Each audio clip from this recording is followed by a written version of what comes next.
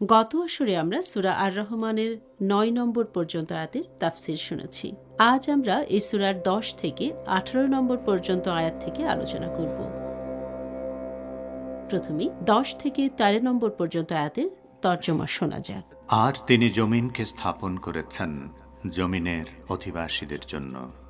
এতে রয়েছে সব রকম ফলমূল ও খেজুর গাছ, যার ফল আবরণযুক্ত, আর গাছে খোসা বিশিষ্ট দানা ও সুগন্ধি লতাগুল্ম।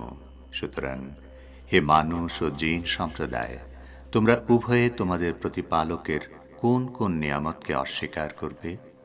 মানুষের প্রতি আল্লাহ তাআলা যেসব অনুগ্রহ করেছেন সেগুলোর অন্যতম হচ্ছে ভূপৃষ্ঠে মানুষের বসবাস ও টিকে থাকার উপযোগী করে গড়ে তোলা।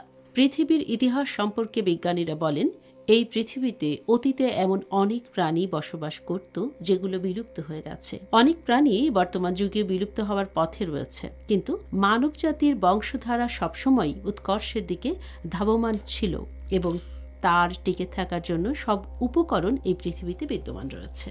পৃথিবীতে মানুষের টিকে থাকার অন্যতম উপকরণ হল গাছপালা ও লতা গুল্ম, যা নানা ধরনের শস্য ও খাদ্য ভাণ্ডার হিসেবে মানুষের সেবায় নিয়োজিত। মানুষের প্রতিটি শারীরিক চাহিদা এসব লতা গুল্ম মিটিয়ে থাকে। যেসব প্রাণীর গোশত মানুষ ভক্ষণ করে সেসব প্রাণীও এসব লতাগুল্ম থেকে খাদ্য সংগ্রহ করে। এই ৪ আয়াতের শিক্ষণীয় বিষয়গুলো হল: ১. আল্লাহ প্রদত্ত নিয়ামতগুলো সঠিকভাবে চিনতে পারলে আল্লাহর প্রজ্ঞা, ক্ষমতা ও রহমত সম্পর্কে জানার সুযোগ সৃষ্টি হয়। এর ফলে তাঁর সামনে বান্দা নম্র ও বিনয়ী আচরণ করে। ২. মানুষের খাদ্য চাহিদা মেটানোর ক্ষেত্রে ফল একটি গুরুত্বপূর্ণ উপাদান, আর ফলের মধ্যে খুরমায় রয়েছে প্রচুর খাদ্যগুণ। এ কারণে এই আয়াতে আল্লাহ বিশেষভাবে খুরমার নাম উল্লেখ করেছেন। এবারে সূরা আর রহমানের ১৪ থেকে ১৬ নম্বর আয়াতের তর্জমা শোনা যাক। মানুষকে তিনি সৃষ্টি করেছেন শুষ্ক ঠনঠনে মাটি থেকে, যা পোড়া মাটির মতো, এবং জিনকে সৃষ্টি করেছেন অগ্নিশিখা থেকে। সুতরাং তোমরা উভয়ে তোমাদের প্রতিপালকের কোন কোন নিয়ামতকে অস্বীকার করবে? এই আয়াতগুলোতে মানুষ ও জিন সৃষ্টির কথা উল্লেখ করেছেন আল্লাহ তাআলা। পৃথিবীতে একমাত্র মানুষ ও জিন জাতিরই চিন্তা করার ক্ষমতা ও বোধ শক্তি রয়েছে। এখানে বলা হচ্ছে, সৃষ্টির সেরা মানব জাতিকে আল্লাহ তাআলা পৃথিবীর সবচেয়ে মূল্যহীন জিনিস অর্থাৎ মাটি দিয়ে সৃষ্টি করেছেন। এই মাটিতে পানি মেশানো হলে তা প্রথমে কাদা এবং পরে শক্ত ইটের আকার ধারণ করে। কাজেই আল্লাহ তাআলা মাটি দিয়ে তৈরি দেহের কারণে মানুষকে শ্রেষ্ঠত্বের মর্যাদা দেননি, বরং মানুষ সেরা হতে পেরেছে তারা রূহ বা আত্মার কারণে। অন্যদিকে জিন হচ্ছে আল্লাহ তাআলার আরেক সৃষ্টি, যার কথা পবিত্র কোরআনের বহু জায়গায় উল্লেখ করা হয়েছে। এমনকি একটি পূর্ণাঙ্গ সূরা জিন জাতির নামে অবতীর্ণ করা হয়েছে। এই আয়াতের বর্ণনা অনুযায়ী জিনকে আগুন দিয়ে তৈরি করা হয়েছে। ইবলিস শয়তান এই বিষয়টির প্রতি ইঙ্গিত করেই নিজেকে প্রথম মানব আদম থেকে নিজেকে শ্রেষ্ঠ দাবি করে আল্লাহর নির্দেশ পালন করতে অস্বীকৃতি জানিয়েছিল। এই ৩ আয়াতের কয়েকটি শিক্ষণীয় বিষয় হচ্ছে: ১. মাটি, পানি কিংবা আগুনের প্রাণ নেই, কিন্তু আল্লাহ তাআলা এই প্রাণহীন জড়বস্তু থেকে বোধশক্তি সম্পন্ন প্রাণী সৃষ্টি করেছেন। ২. আমরা যাকে দেখতে কিংবা অনুভব করতে পারি না তাকে যেন অস্বীকার না করি। জিনকে আমরা দেখতে না পেলেও এই পৃথিবীতেই তাদের অস্তিত্ব আছে এবং তারাও আল্লাহর সৃষ্টি। এবারে এই সূরার ১৭ ও ১৮ নম্বর আয়াতের তর্জমা শোনা যাক। তিনি ২ পূর্ব ও ২ পশ্চিমের রব। সুতরাং তোমরা উভয়ে তোমাদের প্রতিপালকের কোন কোন নিয়ামতকে অস্বীকার করবে?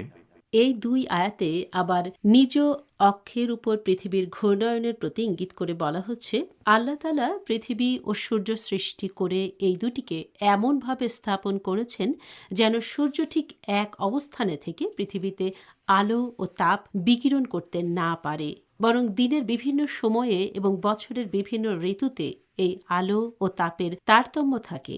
গ্রীষ্মকালে সূর্য থাকে ঠিক মাথার উপর এবং এ সময় সূর্যের তাপও থাকে সর্বোচ্চ পরিমাণে। অন্যদিকে শীতকালে সূর্য অনেকটা হেলে পড়ে এবং ভূপৃষ্ঠের উপর সবচেয়ে কম তাপ বিকিরণ করে। সূর্যের এই আচরণের কারণে পৃথিবীতে ঋতুর পরিবর্তন হয়। সূর্যের এই ২ অবস্থানকে ২ পূর্ব ও 2 পশ্চিম বলে উল্লেখ করা হয়েছে।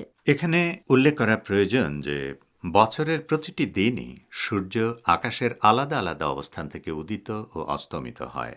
এ কারণে এক বছরে যতগুলো দিন ও রাত আছে ততগুলো পূর্ব ও ততগুলো পশ্চিমের সৃষ্টি হয়। ঠিক এ কারণেই এই আয়াতে 2 পূর্ব ও 2 পশ্চিমের কথা বলা হলেও সূরা মাআরিজের 40 নম্বর আয়াতে পূর্বসমূহ ও পশ্চিমসমূহের কথা বলা হয়েছে। অর্থাৎ অসংখ্য পূর্ব ও অসংখ্য পশ্চিম রয়েছে, যা প্রকৃতপক্ষে এই আয়াতে বর্ণিত 2 পূর্ব ও 2 পশ্চিমের মাঝখানে অবস্থিত। এই 2 আয়াতের শিক্ষণীয় বিষয়গুলো হলো: 1. পবিত্র কোরআন মানুষকে আসমান ও এর ভেতরে অবস্থিত নক্ষত্রসমূহ নিয়ে চিন্তাভাবনা করতে উৎসাহিত করেছে।